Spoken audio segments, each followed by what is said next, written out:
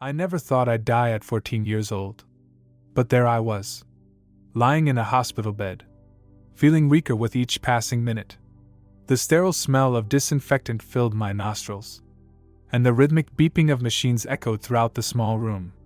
My name is Roberta, and this is the story of how I died, met Jesus, and learned about the end of the world. It all started with a simple headache. At first, my parents thought it was just stress from school, or maybe too much screen time. But as the days passed, the pain intensified, and I began feeling tired all the time. My mom took me to our family doctor, who ran a few tests. When the results came back, everything changed. The doctor told us I had a rare disease, one that I couldn't pronounce. But the look on my parents' faces said everything. We went from doctor to doctor, trying every treatment they suggested. But nothing worked. With each passing day, I felt myself growing weaker. If you believe in God and near-death experiences, subscribe to Life at ND today. Discover inspiring messages from God through powerful near-death stories that bring hope and understanding. Hit subscribe now and join us in spreading the light of faith. The headaches became unbearable, and soon, I couldn't even get out of bed. That's how I ended up in the hospital. The doctors did everything they could, but nothing seemed to help. I could hear them talking in hushed tones outside my room, using words like terminal and palliative care. I didn't know exactly what those words meant, but I knew they weren't good. My parents stayed by my side, holding my hands and trying to stay strong for me. But I could see the pain in their eyes, the way they'd turn away to wipe their tears when they thought I wasn't looking. I wanted to tell them not to be sad, that I wasn't afraid, but I couldn't find the strength to speak. As I lay there, I thought about all the things I'd never get to do. I'd never go to high school. I'd never have my first kiss, never get married, or have kids. It all seemed so unfair. Why was this happening to me? What had I done to deserve this? I must have drifted off to sleep because the next thing I knew, I was floating above my body. It was the strangest sensation. I could see myself lying in the hospital bed, pale and still, my parents by my side, holding my hands and crying. The doctors were rushing around, trying to revive me. I wanted to tell them that I was okay, that they didn't need to worry, but they couldn't hear me. Then, I saw it. A bright light appeared in the corner of the room. It was the most beautiful thing I'd ever seen. The light grew brighter and bigger, and I felt a pull towards it. As I got closer, I felt warm and happy. All the worries and fears that had plagued me for months melted away. The pain that had been my constant companion was gone. I felt lighter than air, free from the constraints of my sick body. I floated toward the light, and suddenly, everything changed. I found myself in a beautiful garden, unlike anything I could ever imagine. The colors were more vibrant than anything I had ever seen on earth. The grass was the greenest green, soft and lush beneath my feet. Flowers in every imaginable color bloomed around me, their sweet fragrance filling the air. Some of the colors I saw I'd never even seen before, beyond description, like they existed in a world that was not bound by the limits of our own. The air was filled with a scent that was both sweet and comforting, a mix of flowers and freshly baked bread. It was the most comforting scent I had ever experienced. I could hear soft music playing in the background, like 1,000 angels singing in perfect harmony. The music wasn't just beautiful, it was filled with peace and love. A love so pure that it touched every part of my being. In that moment, I felt more loved and at peace than I ever had in my entire life. I knew I was in a special place, somewhere beyond the world I'd known. As I looked around in awe, I saw a man walking toward me. He was wearing a white robe that seemed to glow with its own inner light, illuminating everything around him. His face was kind, radiating warmth, and his eyes sparkled with love and wisdom. I knew right away who he was. This was Jesus. I'd seen pictures of him in church and in my children's Bible. But seeing him for real was something entirely different. He wasn't just a picture in a book, he was more real, more alive, more present than anything I had ever known. He didn't just look at me, he looked into me, seeing not just who I was, but who I could be. And he smiled at me with such warmth that my heart swelled with love. "Welcome, my child," he said, his voice gentle and warm, like a comforting hug. "I've been waiting for you." His words made me feel safe in a way that I couldn't explain, like I was exactly where I was meant to be. I wanted to hug him, and as soon as the thought crossed my mind, I found myself in his arms. It was the best hug ever, like all the love in the world was wrapped around me, and I was completely safe and at peace. I felt protected, like nothing could ever hurt me again. Jesus took my hand, and we started walking through the garden. With every step, I felt stronger, healthier, as if all the sickness and pain I had experienced on earth were being washed away. The very air seemed to heal me, and I felt lighter than I ever had before, free from the weight of illness. It was as if the world around me was meant to restore me, and every step we took brought me closer to wholeness. As we walked, we came to a large tree with golden fruit hanging from its branches. The fruit seemed to glow with an inner light, and I felt drawn to it. My curiosity piqued. Jesus smiled at me and plucked a fruit from the tree, holding it out to me. "Eat," he said, his eyes twinkling. "This is the fruit of life."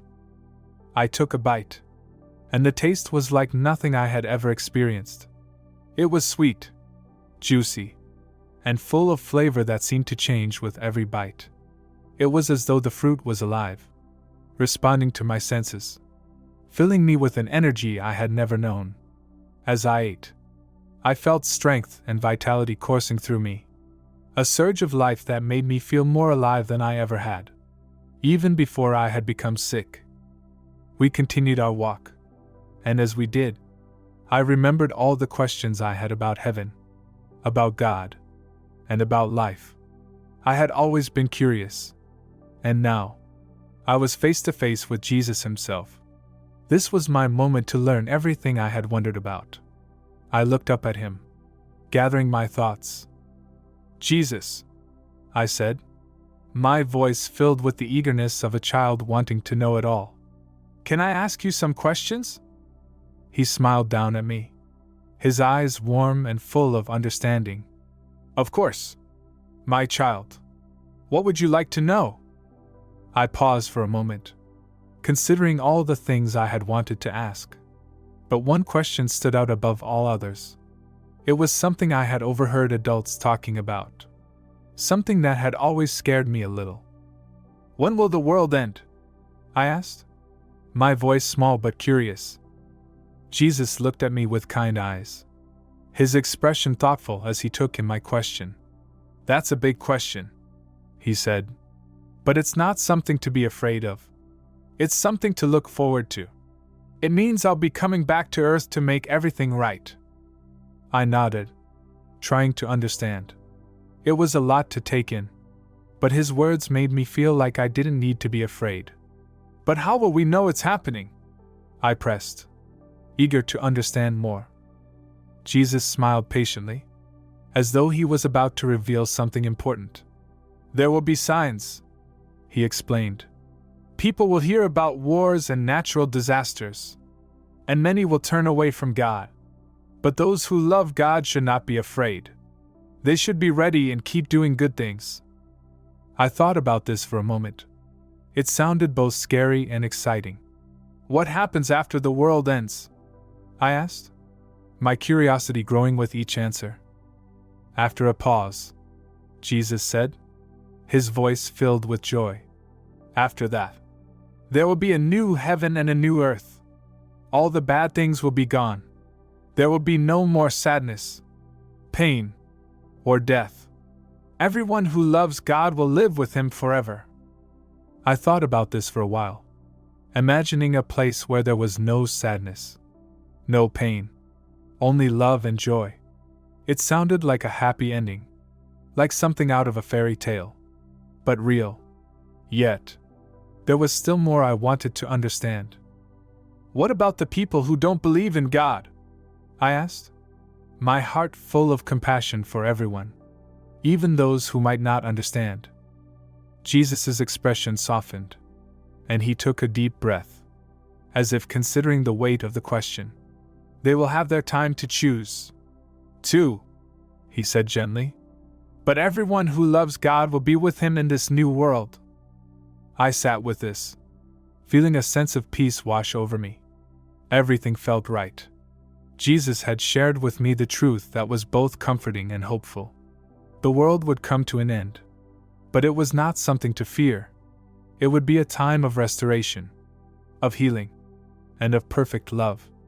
A time when all who loved God would live with him forever in a place where there was no more pain, no more suffering, and no more death. I asked, thinking of some of my friends at school who had never been to church. What about them? Jesus? Jesus looked sad for a moment. His eyes filled with compassion. His voice was gentle but firm as he explained. God loves everyone and wants everyone to be with him, he said softly. But he also gives people the choice to love him back. Those who choose not to be with God will be separated from him. That's why it's important to tell others about God's love while there's still time. I nodded, feeling the weight of what Jesus was saying. It made me think about how I could share God's love with my friends when I got back. I could feel the responsibility growing in my heart, how important it was to help others understand that love. So, what should we do while we're waiting for the world to end? I asked eagerly, wanting to know how I could make a difference in the world while I still had time. Jesus smiled brightly, his whole face lighting up with joy. Live your life with love, he said, his voice full of warmth. Love God with all your heart and love others as you love yourself. Help people who are in need. Forgive those who hurt you. Pray. And read the Bible to know God better. And always remember that I am with you, even when you can't see me. As we continued our walk through the beautiful garden, I saw other people there too. They all looked happy and peaceful, their faces glowing with joy. Some were singing. Others were talking and laughing, creating a sense of joy that filled the air. It felt like one big happy family reunion, where everyone knew each other and shared in the purest love and peace. There was no conflict, no hardship, only a deep sense of unity and harmony. As we walked, I saw a large, golden stand with the biggest book I had ever seen resting upon it. The book's cover was adorned with precious gems that sparkled in the heavenly light, casting beautiful reflections all around. What's that? I asked, pointing to the enormous book. My curiosity piqued. That's the Book of Life, Jesus explained, his voice filled with reverence. It has the names of all the people who love God and follow him. I was both curious and a little nervous as I thought about my own name. I gathered up the courage to ask, Is my name in there? I whispered the question, unsure of the answer. Jesus smiled, his gaze filled with warmth and reassurance. Yes, it is, he said gently, and so are the names of many others. But there's still room for more. A sense of peace settled within me, knowing that my name was written in the Book of Life. I smiled softly, feeling secure in his love and the promise that there was always room for others to join. We continued our walk and soon came to a crystal-clear river. The water sparkled like diamonds, reflecting the heavenly light in a dazzling display. It was the most beautiful river I could imagine, and I felt an overwhelming urge to get closer. This is the river of life, Jesus said with a joyful tone. Its water gives life to everything in heaven. I bent down and touched the water. It was cool and refreshing, more soothing than anything I had ever felt. As my fingers brushed the surface, I felt a wave of strength and happiness flood through me. When I stood up, I felt even stronger and more joyful than before. if that was even possible. As we walked along the river, I saw many animals, lions playing with lambs, eagles soaring high in the sky. None of the animals seemed afraid or hungry. They were all peaceful, content, and completely in harmony with each other. It was a sight I had never seen before, where all of creation lived in perfect balance. In heaven, Jesus explained, all of creation lives in harmony. There's no fighting or hurting each other here. Everyone and everything lives in peace.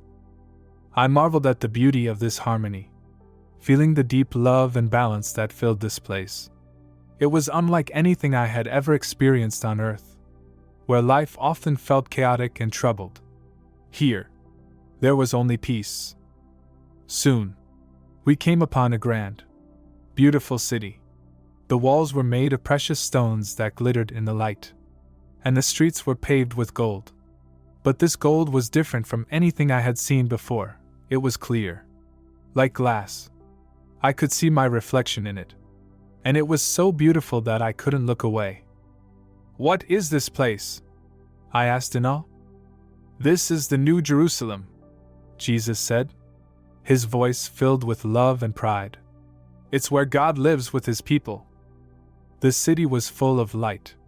There was no sun or moon that I could see, but everything was bright, clear, and radiant. The light that filled the city came from something far greater than just the sun. It came from the presence of God himself. As we walked through the streets, I could feel the love and warmth of God enveloping me, and everything around me seemed to shimmer with his presence. Jesus explained that God's glory gives light to the whole city, and as we walked through the New Jerusalem, I saw many people I recognized from Bible stories. There was Moses, with his long, flowing beard, his face glowing with wisdom. David sat nearby, strumming his harp, his voice full of joy. Mary, with her gentle smile, was also there, radiating a warmth that made my heart swell with love. They all smiled and waved at me as we passed. I felt so happy to be among them, like I was part of a grand story that had been unfolding since the beginning of time. We continued walking through the city, and it felt as though time had slowed down. The streets shimmered with divine light, and the air was filled with a sense of peace I had never known on earth. It was as if I had stepped into a living story, a place where every chapter was written with purpose, and I was a part of it. I could feel that I belonged here, in this eternal place of peace and joy. We came to a magnificent throne in the center of the city. It was more beautiful than anything I had ever seen, shimmering with a light that seemed to come from within itself. The throne exuded an aura of majesty and love. Jesus pointed to it and said, "This is God's throne. From here, he rules with love and justice." I gazed at the throne in awe. I could feel God's presence surrounding me, overwhelming yet comforting, as if every part of the universe was wrapped in his love. The sense of peace that came from this presence was beyond words. It felt as though I was exactly where I was meant to be. As we stood there, I began to hear voices singing. It was the most beautiful music I had ever heard, and it seemed to fill every corner of this holy city. Angels and people were praising God together, their voices blending in perfect harmony. The sound was so beautiful that it filled my heart with joy, and I wanted to join in. But then Jesus looked at me. There was a hint of sadness in his eyes, and he said gently, "It's almost time for you to go back." I felt my heart sink. I didn't want to leave this beautiful place. "Do I have to?" I asked, trying to keep the disappointment out of my voice. Jesus nodded, his expression kind but firm. "Yes, my child. You still have work to do on earth. People need to hear about God's love. You can tell them what you've seen here." I understood, but I was still a little scared. "Will it hurt to go back?" I asked, remembering the pain I had experienced before. Jesus hugged me again, his embrace full of comfort and reassurance. "No, it won't hurt," he said. "And remember, I'll always be with you, even when you can't see me." His words calmed my heart, and I felt ready to face whatever was ahead. We started walking back through the garden, the beautiful surroundings still filling me with peace. As we walked, Jesus gave me one last piece of advice. His voice was serious but kind as he spoke. "Remember," he said, "no one knows when the world will end. But that's not the most important thing. What's important is how you live each day. Love God, love others, and be ready for when I come back." I nodded, feeling a mixture of sadness at leaving and excitement to share what I had learned. I knew that my time in heaven had changed me forever, and I was eager to share the love and peace I had felt with those still on earth. As we got closer to the bright light that had brought me here, Jesus stopped and looked at me. "Are you ready?" he asked. I took a deep breath, feeling the weight of the moment. "I'm ready," I said, trying to sound brave. Jesus smiled, his eyes filled with love, and he hugged me one last time. "Go with my blessing," he said, his voice full of grace. "And remember, I love you always." With those words, I felt myself floating back through the light. Everything around me became blurry for a moment, and then suddenly, I opened my eyes. I was back in my body, lying in the hospital bed. My parents were still there, looking worried and exhausted. I took a deep breath, and the moment I did, they gasped in disbelief. The doctors rushed in, looking surprised and happy. My parents hugged me tightly, tears streaming down their faces. "Roberta! Oh, Roberta!" my mom sobbed, holding me tight. "We thought we'd lost you." My dad, who had always been so strong, was crying too, something I had never seen before. He stroked my hair gently, as if afraid I might disappear again. "It's a miracle," he kept saying, his voice choked with emotion. The doctors were amazed. They ran tests and couldn't explain what had happened. My disease was gone, vanished without a trace. They called it a spontaneous remission, but I knew the truth. I had been healed in heaven. As the days passed and I grew stronger, I couldn't wait to tell my parents about my experience. At first, they were skeptical, thinking it was just a dream or a hallucination, something my mind had created to cope with the trauma. But as I described the details about heaven, the light, the colors, the music, the people I had seen, the love I had felt, my parents began to listen, and their skepticism faded. They saw the truth in my eyes, and they knew that something miraculous had happened to me. I told them everything I had seen, everything I had learned, and about the love I had experienced in heaven. It was hard to put into words, but I tried. I knew that God had given me this story to share, and I was determined to do just that. I had seen a glimpse of His glory, His love, and His plans for the world, and I would spend the rest of my life telling others about it. Just as Jesus had asked. Jesus had told me to share my story, and as I sat with my family, I felt an overwhelming need to make them understand how real everything had been. I couldn't stop thinking about the light, the music, the peace. It all felt so vivid and undeniable. One evening, as we sat in my hospital room, I spoke up, hoping they could sense how deeply it had affected me.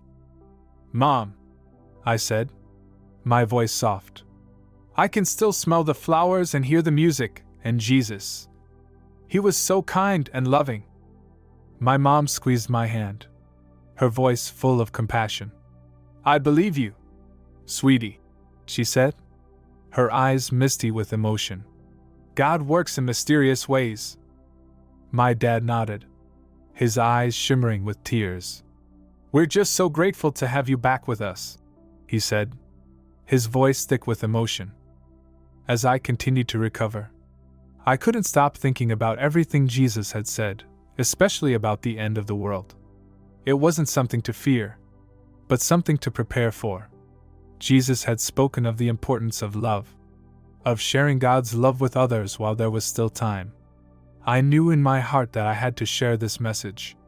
It wasn't just about telling people about what I had seen, it was about showing them the love and peace I had felt. It was a mission that felt more important than anything I had ever known. When I was finally well enough to return to school, the world felt different, brighter somehow. More alive. It was like I was seeing everything for the first time. The sunlight filtering through the leaves. The kindness in a stranger's smile. The beauty of a rainy day. I noticed all the little things that I had never paid attention to before. It was as if my soul had been awakened, and the world was filled with the love and peace that I had experienced in heaven. I started talking to my friends about God and what I had experienced. Some were interested, asking me questions, while others thought I was crazy. But I didn't mind. I remembered what Jesus had said about telling others about God's love while there was still time. One day, during lunch, my best friend Emma looked at me, a skeptical expression on her face. "You really believe all that stuff?" she asked. I nodded, taking a bite of my apple, feeling the weight of my words. "I know it sounds crazy, but it's true. I was there. Emma, I saw it all." Emma looked thoughtful, clearly processing what I had said. "So, what happens to people who don't believe in God?" she asked, her voice quieter now, as if she had never really considered it before. I remembered the sadness in Jesus' eyes when I asked him about those who don't believe. "God loves everyone," I told Emma gently. "He wants us all with him, but he gives us a choice. That's why we must share his love." Emma was quiet, then said, "I've never really thought about God before, but the way you talk about him makes me want to know more." I smiled, knowing my words had sparked something in her. Over time, I became more patient and kind, seeing the good in everyone, even those who had once bullied me. I thought about the harmony I had seen in heaven and tried to bring a little of that peace and love to earth. I began volunteering at the local animal shelter, remembering the peaceful animals I had seen in heaven, lions playing with lambs, eagles soaring in the sky without fear. I joined the church youth group and started helping with community service projects every chance I got. I wanted to spread the love and peace I had experienced, to help others see the beauty in the world the way I now saw it. Each day, I felt closer to the life I had seen in heaven, one filled with love, kindness, and service. I had learned from Jesus that it wasn't just about waiting for the end of the world, but about living each day with purpose, loving God and loving others. I wasn't just a part of this world anymore. I was a part of a bigger story, a divine plan that was unfolding all around me. I told people about God's love and the importance of being ready for Jesus' return. One day, as I was helping to serve food at a homeless shelter, an old man looked at me with wise, kind eyes. "You've seen it, haven't you?" he asked, his voice calm but knowing. I was surprised. "Seen what?" I asked. He smiled gently. "The other side. Heaven. I can see it in your eyes. You've been there." I nodded, amazed. "How did you know?" He chuckled softly. "I've been there too. Many years ago. It changes you, doesn't it? Makes you see the world differently." We talked for hours that day. He shared his own near-death experience, and we compared notes about heaven. It was comforting to know I wasn't alone, that others had seen what I had seen. As I grew older, I never forgot my experience or the message Jesus gave me. I became a counselor, helping others through tough times and sharing God's love. I wrote books to spread hope and love, and often thought about heaven and Jesus' words about the end of the world. I wasn't afraid. I felt anticipation, knowing I would one day see that beautiful garden again. Years passed, and I saw wars, natural disasters, and people turning away from God. But I also witnessed incredible acts of kindness and love, reminding me of the goodness still alive in the world. I married a man who shared my faith, and we had children. I taught them to live each day with love and purpose, always ready for Jesus' return. In my 50s, I received a letter from a woman whose life had been changed by my book. She had found hope and faith again through my experience, and that reminded me why Jesus had sent me back. Every person who found hope because of my story was a precious soul, loved by God. As I grew older, I noticed signs of the end times, natural disasters, wars, and people abandoning faith. But I remembered Jesus' words, "No one knows when the world will end. But what's important is how you live each day." So I continued to live each day with love and purpose.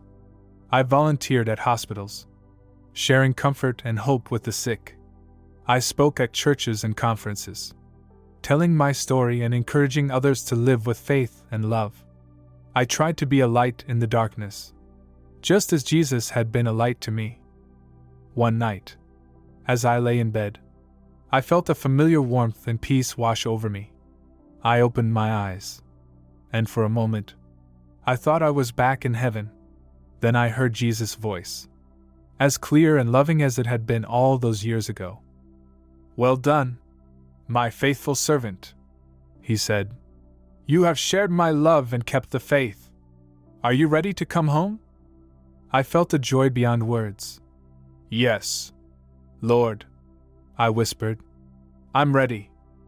As I felt myself leaving my earthly body behind, I wasn't afraid. I knew I was going home, back to that beautiful garden where I had first met Jesus. But this time, I wouldn't have to leave. As I entered the light, I saw Jesus waiting for me, his arms open wide. Behind him, I could see all the people whose lives I had touched, the friends I had told about God, the strangers I had helped, even the woman who had written me the letter. They were all there, smiling and welcoming me home. I realized then that this was what it was all about, not just preparing for the end of the world, but living each day in a way that brought more of heaven to earth. By sharing God's love, we create little pieces of heaven right here, right now. As Jesus embraced me, I felt an overwhelming sense of peace and joy. I was home at last, and I knew that the real adventure was just beginning. Looking back on my life from this heavenly perspective, I could see how every experience, every choice, every person I had met had been part of God's plan. Even the illness that had led to my near-death experience as a child had served a greater purpose, setting me on a path to share God's love with others. I realized that the end of the world isn't something to be feared. It's the beginning of something beautiful beyond imagination. It's not about destruction, but about renewal and reunion with our Creator. As I joined the heavenly chorus, singing praises to God, I felt grateful for every moment of my earthly life. I was thankful for the opportunity to have shared God's love, to have made a difference in people's lives, and to have lived each day in anticipation of this moment. And now, as I stand here in the eternal presence of God, I want to share this message with you. Whoever you are, reading my story, whether you're young or old, whether you believe in God or not, whether you're facing challenges or enjoying life's blessings, I want you to know that you are loved beyond measure. The end of the world, whenever it may come, is not something to fear. It's a promise of renewal, of justice, of love triumphant. But you don't have to wait for the end to experience a piece of heaven. You can bring a bit of heaven to earth every day through your actions, your words, and your love. Remember what Jesus told me: live your life with love. Love God with all your heart and love others as you love yourself. Help people who are in need. Forgive those who hurt you. These aren't just nice words, they're a blueprint for a life well lived. A life that makes a difference. Every act of kindness, every word of encouragement, every moment of forgiveness, these are the things that truly matter. They ripple out into the world, touching lives in ways we may never fully understand. Don't worry about when the world will end. Instead, focus on how you can make the world a better place while you're in it. Share love generously. Forgive freely. Help others whenever you can. These are the things that will matter when all is said and done. And if you're struggling, if life seems dark and hopeless, remember that you are not alone. God's love is with you, even when you can't feel it. There is hope, even in the darkest times. I know, because I've been there, in the depths of illness, facing death. But I also know the joy and peace that comes from knowing God's love. If my story has touched you in any way, I encourage you to open your heart to the possibility of God's love. Seek Him out. Talk to Him. Read His Word. You might be surprised by what you find. And remember, just as Jesus told me, He is always with you, even when you can't see Him. He loves you more than you can imagine, and He has a purpose for your life. As I conclude my story, I want to leave you with this thought: heaven is real, and it's more beautiful than we can imagine. But we don't have to wait until we die to experience a taste of it. We can create little pieces of heaven right here on earth, through our love, our kindness, and our faith. So live each day as if it could be your last, not in fear, but in love. Be ready for Jesus' return, not by withdrawing from the world, but by engaging with it fully, spreading love and hope wherever you go. And who knows, maybe one day we'll meet in that beautiful garden. Until then, keep the faith, spread the love, and never forget that you are deeply, eternally loved. If you believe in God and near-death experiences, subscribe to Life at NDE today. Discover inspiring messages from God through powerful near-death stories that bring hope and understanding. Hit subscribe now and join us in spreading the light of faith.